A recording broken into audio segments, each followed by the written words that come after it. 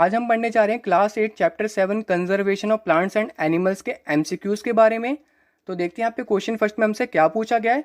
Wild buffalo is an endangered species because. तो सबसे पहले मैं आपको बता दूं कि इंडेंजर्ड स्पीसीज होता क्या है। जो यहाँ पे विलुप्त होने वाले हों, जो यहाँ पे ख़त्म होने की कगार पर हो, उनको यहाँ पे बोला जाता है इंडेंजर्ड स्पीसीज। तो अभी हमें यहाँ पे चार ऑप्शन दे रखे हैं, इनमें से कौन सा सही होगा वो हमें यहाँ पे बताना है। इट्स पॉपुलेशन इज डिमिनिशिंग, क्या उनकी पॉपुलेशन यहाँ पे ख़त्म होने के कगार पे है। बी ऑप्शन बोला गया इट हैज़ बिकम एक्सटिंक्ट, क्या वो पूरी तरह से यहाँ पे ख़त्म हो चुके हैं। सी ऑप्शन बोला गया it is found exclusively in a particular area, तो वो सिर्फ यहाँ पे किसी पर्टिकुलर एरिया में पाए जाते हैं। जो किसी पर्टिकुलर एरिया में पाए जाते हैं उनको यहाँ पे एंडेमिक स्पीसीज बोला जाता है।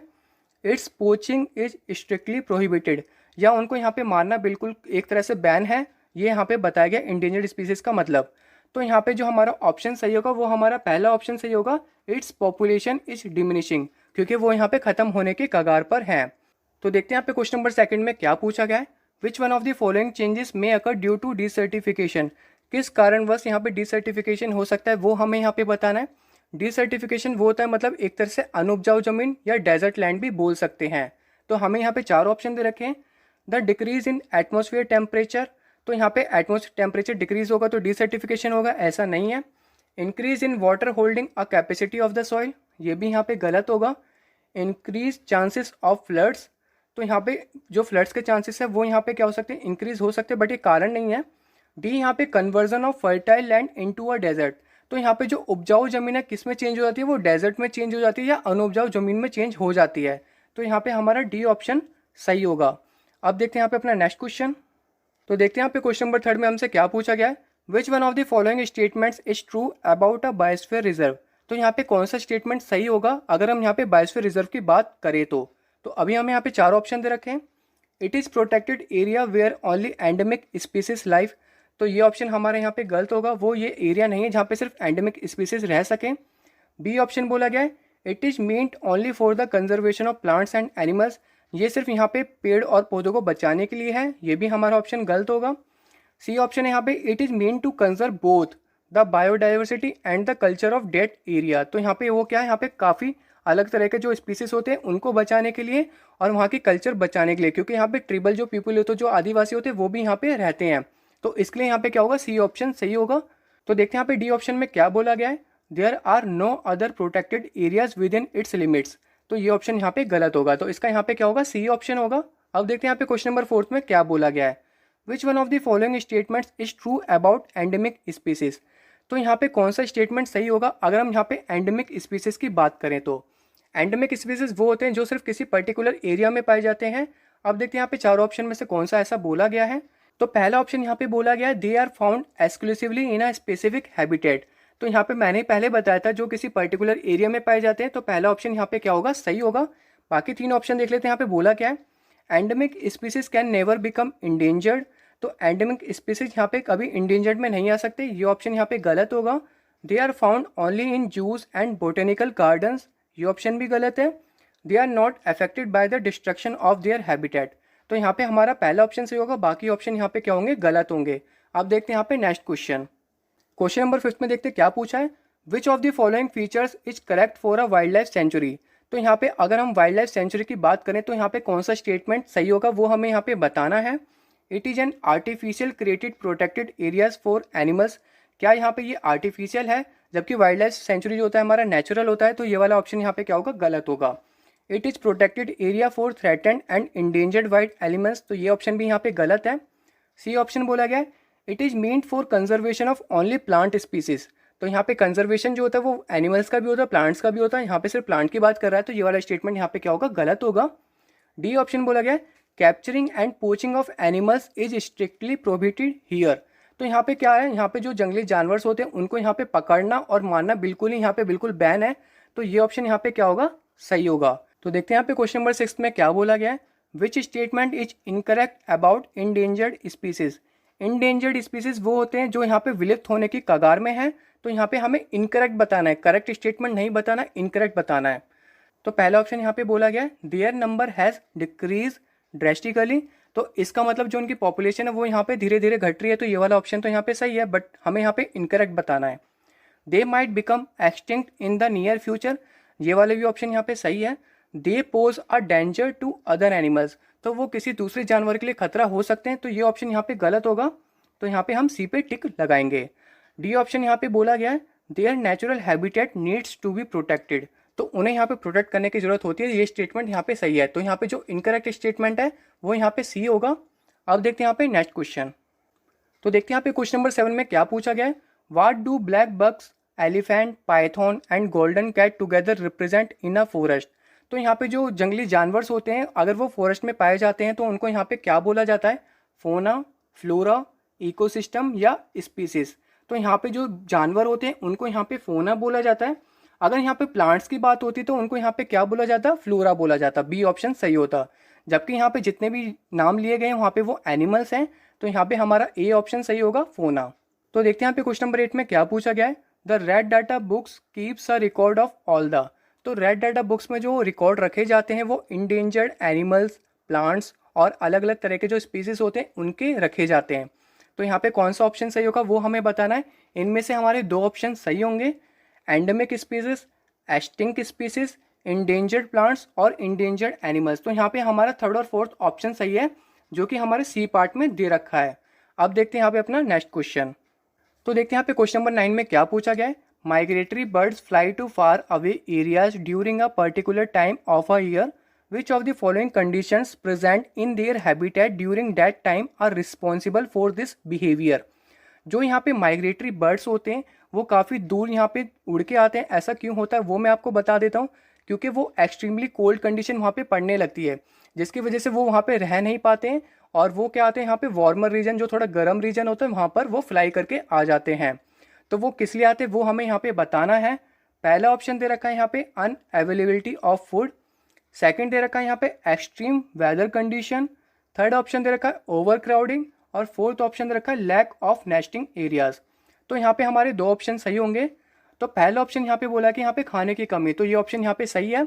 और सेकंड बोला गया एक्सट्रीम वेदर कंडीशन, जैसे कि मैंने आपको बोला गया कि वहाँ पे एक्सट्रीम कोल्ड इन्वायरमेंट हो जाता है, जिसकी वजह से वो वार्मर जो थोड़े गर्म इलाके होते हैं वहाँ पे वो मूव करने लगते हैं। तो इसका यहाँ पे बी पार्ट सही होगा, क्योंकि यहाँ पे पहला और दूसरा ऑप्शन दोनों दे रखे हैं। तो देखते हैं यहाँ पे क्वेश्चन नंबर 10 में क्या पूछा गया है। In our country large patches of forest are being cleared for cultivation of crops, the environmental impact of such a practice will lead to, तो हमारे देश में क्या होते हैं बड़े पैमाने में यहाँ पे जंगलों को काटा जाता है कि वो यहाँ पे खेती कर सकें, जिसकी वजह से हमारे इन्वायरमेंट पे क्या इफेक्ट पड़ेगा वो हमें यहाँ पे बताना है। Soil erosion, soil conservation, soil pollution या सॉइल फर्टिलिटी। तो यहाँ पे क्या होगा हमारा, इसका जो हमारा ऑप्शन सही होगा वो हमारा ए ऑप्शन सही होगा, सॉइल इरोजन। तो यहाँ पे होगा क्या, बड़े पैमाने पे जंगल काटने से जो उनकी पेड़ें होती है वो यहाँ पे एक खास काम करती थी, जो उनके रूट्स होते थे वो यहाँ पे सॉइल को जकड़ के रखते थे, जिसकी वजह से जो टॉप मोस्ट सॉइल होती थी, जो फर्टाइल सॉइल होती थी, वो यहाँ पे हवा के कारण और बाढ़ के कारण मूव नहीं करती थी। अगर वहाँ पे हम बड़ी पैमाने में जंगल काटेंगे तो वहाँ पे क्या होगा, हमारा सॉइल इरोजन होगा। तो इसका यहाँ पे ए ऑप्शन सही होगा। अब देखते हैं यहाँ पे नेक्स्ट क्वेश्चन। तो देखते हैं यहाँ पे क्वेश्चन नंबर 11 में क्या पूछा गया है। The part of earth in which living organism exist और which supports life is called, तो हमें बताना है जो अर्थ का पार्ट होता है जहाँ पे लिविंग ऑर्गेनिज्म रह सकते हैं हम उसको यहाँ पे क्या बोलते हैं वो हमें यहाँ पे बताना है। लिथोस्फीयर, ग्लोब, हाइड्रोस्फीयर या बायोस्फीयर। तो यहाँ पे हमारा डी ऑप्शन सही होगा, बायोस्फीयर। जहाँ पे लाइफ एग्जिस्ट करती है उसको हम यहाँ पे क्या बोलते हैं, बायोस्फीयर बोलते हैं। अब देखते हैं यहाँ पे क्वेश्चन नंबर 12 में क्या पूछा है। Deforestation increase the level of one of the following in the atmosphere, this one is. Deforestation के कारण हमारे एटमॉस्फेयर में कौन सी चीज़ बढ़ती है वो हमें यहाँ पे बताना है। ओजोन, कार्बन डाइऑक्साइड, ऑक्सीजन या वाटर वेपर। तो हमारा यहाँ पे बी ऑप्शन सही होगा, कार्बन डाइऑक्साइड। ऐसा इसलिए होता है अगर हम बड़े पैमाने में जंगल को काटेंगे तो कार्बन डाइऑक्साइड गैस वहाँ पे कंज्यूम नहीं कर पाएगा पेड़, जिसकी वजह से कार्बन डाइऑक्साइड की मात्रा यहाँ पे क्या होगी, इंक्रीज हो जाएगी। तो यहाँ पे हमारा क्या होगा, बी ऑप्शन सही होगा। अब देखते हैं यहाँ पे नेक्स्ट क्वेश्चन। तो देखते हैं यहाँ पे क्वेश्चन नंबर 13 में क्या पूछा गया है। Which of the following is not a part of Pachmarhi biosphere reserve.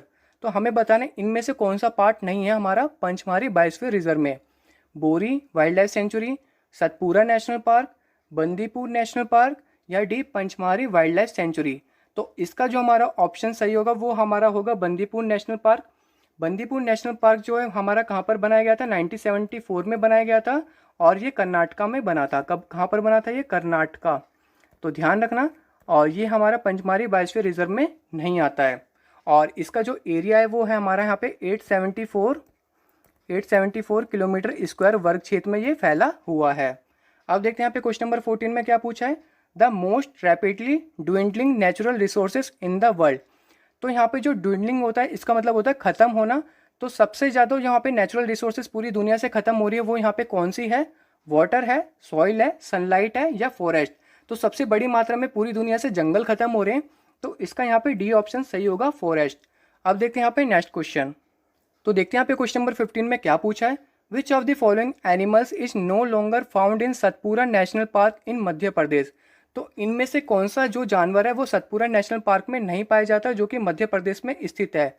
तो पहला ऑप्शन है यहाँ पे वाइल्ड बफेलो, वाइल्ड बियर, सी हमारे यहाँ पे मार्स क्रोकोडाइल या डी वाइल्ड डॉग। तो यहाँ पे हमारा जो पाया नहीं जाता है हमारा सतपुरा नेशनल पार्क में वो है हमारा यहाँ पे वाइल्ड बफेलो, जो कि यहाँ पे 50 साल पहले खत्म हो चुके थे। तो देखते हैं यहाँ पे क्वेश्चन नंबर 16 में क्या पूछा गया है, those species of plants and animals which are found only in a particular area are called. तो वो स्पीसीज मतलब यहाँ पे जो प्लांट्स और एनिमल जो सिर्फ किसी पर्टिकुलर एरिया में पाए जाते हैं उनको यहाँ पे क्या बोला जाता है, वो हमें यहाँ पे बताना है। Epidemic species, pelagic species, pandemic species या एंडेमिक स्पीसीज। तो होप आपने यहाँ पे चैप्टर में पढ़ा होगा। तो यहाँ पे जो हमारा ऑप्शन सही होगा वो हमारा होगा एंडेमिक स्पीसीज।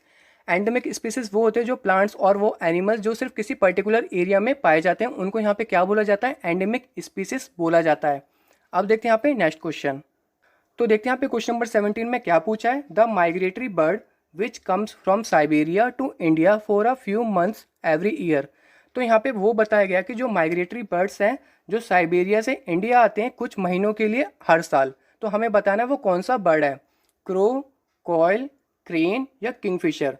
तो वो हमारा सी ऑप्शन सही होगा, क्रेन। और इसको यहाँ पे हम साइबेरिया क्रेन भी बोलते हैं। तो हमारा यहाँ पे कौन सा ऑप्शन सही होगा, सी ऑप्शन सही होगा। अगर यहाँ पे साइबेरिया क्रेन भी होता तो वो वाला ऑप्शन भी आप टिक कर सकते हो। तो देखते हैं यहाँ पे क्वेश्चन नंबर 18 में क्या पूछा है, Sanjay Gandhi wild life sanctuary is in. तो हमें बताना है जो Sanjay Gandhi wild life century है वो कहाँ पर स्थित है, वो हमें यहाँ पे बताना है। हमें यहाँ पे 4 ऑप्शन दे रखे हैं, राजस्थान, मणिपुर, मध्य प्रदेश और महाराष्ट्र। तो हमारा यहाँ पे डी ऑप्शन सही होगा, महाराष्ट्र। महाराष्ट्र में कहाँ पर उपस्थित है, वो बोरीवली में उपस्थित है, जिसको यहाँ पे एक तरह से क्या बोला जाता है, बोरीवली नेशनल पार्क भी बोला जाता है। अब देखते हैं यहाँ पे अपना नेक्स्ट क्वेश्चन। तो देखते हैं यहाँ पे क्वेश्चन नंबर 19 में क्या पूछा गया है, which of the following activities if not checked in time may ultimately lead to the rise in sea level causing the flooding of low lying coastal areas. यहाँ पे ऐसी कौन सी एक्टिविटीज़ है जिसे हम टाइम से चेक नहीं करेंगे तो वहाँ पे क्या होगा, जो सी लेवल है वो यहाँ पे क्या होगा, बढ़ जाएगा और जो लो लाइन कोस्टल एरियाज है वहाँ पे बाढ़ आने का खतरा हो सकता है। तो इसका जो ऑप्शन होगा वो हमारा सी ऑप्शन होगा, डिफॉरेस्टेशन। ऐसा इसलिए अगर हम यहाँ पे बड़ी मात्रा में पेड़ काट देते हैं तो यहाँ पे बाढ़ आने का खतरा हो सकता है। ऐसा इसलिए क्योंकि जो पेड़ के रूट्स होते हैं वो अगर बारिश पड़ती है तो वो यहाँ पे क्या करते थे, पानी को यहाँ पे ग्राउंड लेवल तक पहुँचा देते थे। अगर वहाँ पे पेड़ ही नहीं होंगे तो वो पानी वहाँ पे सीप अच्छी तरीके से नहीं हो पाएगा और वहाँ पे बाढ़ आने का खतरा हो सकता है। तो इसलिए यहाँ पे जो ऑप्शन होगा वहाँ पे सी ऑप्शन सही होगा, डिफॉरेस्टेशन। अब देखते हैं यहाँ पे क्वेश्चन नंबर 20 में क्या पूछा है, snakes are killed in large number because. जो यहाँ पे सांप को मारा जाता है वो क्यों मारा जाता है बड़ी पैमाने में, वो हमें यहाँ पे बताना है। They are very poisonous, they kill rats, their skin is expensive, they damage the crops. तो वहाँ पे जो मारा जाता है क्योंकि उसकी जो स्किन है वो काफ़ी एक्सपेंसिव है और काफ़ी महंगे में बिकती है और जिससे काफ़ी चीज़ें बनाई जाती है। तो यहाँ पे हमारा जो ऑप्शन होगा सी ऑप्शन होगा, देयर स्किन इज एक्सपेंसिव। अब देखते हैं यहाँ पे नेक्स्ट क्वेश्चन। देखते हैं यहाँ पे क्वेश्चन नंबर 21 में क्या पूछा है, the national park which is in Rajasthan. तो हमें बताना राजस्थान में कौन सा नेशनल पार्क है, Corbett national park, Kanha national park, Satpura national park या सरिस्का नेशनल पार्क। तो यहाँ पे जो हमारा ऑप्शन सही होगा वो यहाँ पे होगा हमारा सरिस्का नेशनल पार्क, जो कि हमारा अलवर डिस्ट्रिक्ट में है। अब देखते हैं यहाँ पे क्वेश्चन नंबर 22 में क्या पूछा गया, विच of the following wild animals is not listed in the red data book of India. तो यहाँ पे ऐसा कौन सा जंगली जानवर है जो कि हमारा रेड डाटा बुक में नहीं लिखा गया भारत में। तो यहाँ पे ब्लैक बक है, फ्लाइंग स्क्विरल है, टाइगर है या लीपर्ड है। तो इसका जो हमारा ऑप्शन होगा डी होगा, लीपर्ड। जो तेंदुआ है वो यहाँ पे विलुप्त नहीं हो रहा अभी, तो उसको हमने यहाँ पे रेड डाटा बुक में लिस्टेड नहीं किया, तो यहाँ पे डी ऑप्शन हमारा सही होगा। अब देखते हैं यहाँ पे नेक्स्ट क्वेश्चन। तो देखते हैं यहाँ पे क्वेश्चन नंबर 23 में क्या पूछा गया है। The Siberian crane comes to India every year in winter for a few months. जो साइबेरियन क्रेन है वो हर साल इंडिया में, भारत में आते हैं सर्दी के समय। ऐसा क्यों होता है? क्योंकि जब यहाँ पे सर्दी पड़ती है तो वहाँ पे और ज़्यादा सर्दी पड़ती है, एक्सट्रीम कोल्ड कंडीशन होता है, जिसकी वजह से वो इंडिया में आते हैं, क्योंकि इंडिया में इतनी ज़्यादा सर्दी नहीं पड़ती है। तो वो किस लिए आते हैं वो हमें यहाँ पे बताना है। To escape the severe summer, to escape the severe winter, to escape the heavy rains, to escape from predators. तो मैंने बताया कि वहाँ पे और ज़्यादा एक्सट्रीम कोल्ड पड़ता है, मतलब ठंडी ज़्यादा पड़ती है, तो यहाँ पे बी ऑप्शन क्या होगा, सही होगा, to escape the severe winter. ठीक है, अब देखते हैं यहाँ पे क्वेश्चन नंबर 24 में क्या पूछा है। Which of the following wild animals is a friend of the farmer. तो यहाँ पे ऐसा कौन सा जंगली जानवर है जो यहाँ पे किसान का दोस्त है, वो हमें यहाँ पे बताना है। डियर, रैट, स्नेक और वाइल्ड बफेलो। तो यहाँ पे हमारा सी ऑप्शन सही होगा, स्नेक। स्नेक यहाँ पे सांप जो है हमारा किसान का दोस्त इसलिए है क्योंकि वो यहाँ पे चूहे को खा जाता है। चूहे को खाने से होता क्या है, जो चूहे होते हैं वो हमारे क्या करते हैं, फसल को बर्बाद करते हैं। अगर वहाँ पे चूहे की तादाद यहाँ पे काफ़ी ज़्यादा हो गई और सांप की तादाद यहाँ पे कम हो गई, तो हमारी फसल ज़्यादा मात्रा में ख़राब होगी और हमें काफ़ी नुकसान पहुँचेगा, जिसकी वजह से यहाँ पे जो किसान का दोस्त यहाँ पे सांप को कहा गया है। अब देखते हैं यहाँ पे नेक्स्ट क्वेश्चन में क्या पूछा है। तो देखते हैं यहाँ पे क्वेश्चन नंबर 25 में क्या पूछा गया है। Which of the following is an extinct species. तो हमें बताना जो यहाँ पे पूरी तरह से विलुप्त हो चुका हो, मतलब खत्म हो चुका हो, उसकी एक भी प्रजाति यहाँ पे इंडिया में नहीं पाई जाती हो, तो वो हमें बताना है।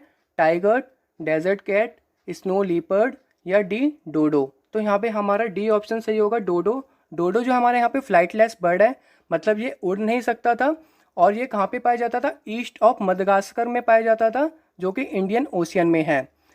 तो देखते हैं यहाँ पे क्वेश्चन नंबर 26 में क्या पूछा गया है। Which of the following is not a consequences of deforestation. तो हमें यहाँ पे बताना है डिफोरेस्टेशन के कारण वो नहीं होता है, तो वो हमें यहाँ पे बताना है। Increase in soil erosion. तो डिफोरेस्टेशन के कारण यहाँ पे सॉइल इरोजन होता है, तो ये ऑप्शन तो गलत होगा। बी ऑप्शन यहाँ पे बोला गया इंक्रीज इन अर्थ टेम्परेचर। तो डिफोरेस्टेशन के कारण यहाँ पे पृथ्वी का टेम्परेचर भी बढ़ता है।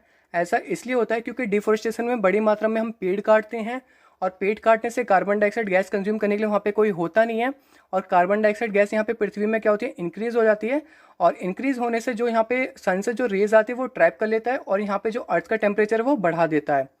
सी ऑप्शन बोला गया यहाँ पे डिक्रीज इन रेनफॉल। तो यहाँ पे जो रेनफॉल में क्या होता है, डिक्रीज हो जाता है, तो वो भी डिफोरेस्टेशन का कारण है। डी ऑप्शन बोला गया डिक्रीज इन फ्लड्स। तो ये ऑप्शन यहाँ पे गलत होगा, क्योंकि यहाँ पे डिफोरेस्टेशन यहाँ पे बाढ़ आने का खतरा होता है, ना कि कम होता है। तो यहाँ पे डी ऑप्शन क्या होगा, गलत होगा। तो यहाँ पे डी ऑप्शन इसके हिसाब से सही होगा। अब देखते हैं यहाँ पे नेक्स्ट क्वेश्चन। तो देखते हैं यहाँ पे क्वेश्चन नंबर 27 में क्या पूछा गया है। One of the following is not a part of the fauna of Pachmarhi biosphere reserve, this one is. तो हमें यहाँ पे बताना है कौन सा यहाँ पे पंचमारी बायोस्फीयर रिजर्व का पार्ट नहीं है, वो हमें यहाँ पे बताना है। फोना की मतलब बात हो रही है यहाँ पे एनिमल्स की बात होती है। याक हो गया, लीपर्ड हो गया, ब्लू बुल हो गया, बार्किंग डियर हो गया। तो हमारा यहाँ पे पहला ऑप्शन सही होगा, याक।